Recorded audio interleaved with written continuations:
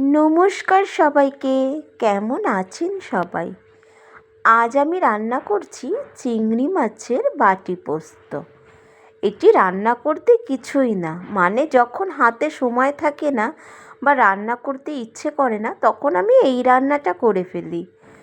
এটি রান্না করার জন্য চিংড়ি মাছগুলো আমি আগের থেকে ধুয়ে বেছে পরিষ্কার করে নিয়েছি। দিয়ে দিলাম সর্ষে, পোস্ত, টমেটো আর কাঁচা লঙ্কা বাটা। তারপর স্বাদ মতো নুন, হলুদ, একটু রঙের জন্য লাল লঙ্কার গুঁড়ো আর বেশ খানিকটা সর্ষের তেল দিয়ে মেখে একবারে বসিয়ে দিলেই হয়ে যাবে আজকের আমার চিংড়ি মাছের বাটি পোস্ত। এই রান্নাটা যতটা করতে সহজ ততটা কিন্তু খেতে ভালো, মানে অসাধারণ লাগে খেতে। আর আপনারা তো চিংড়ি মাছের ভাপা বা মালাইকারি তো জানেনই কীভাবে করতে হয়।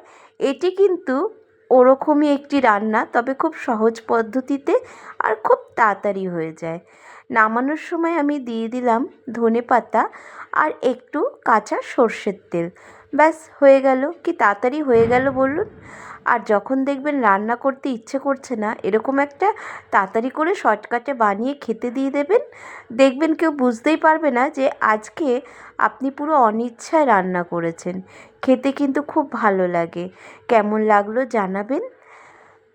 নমস্কার।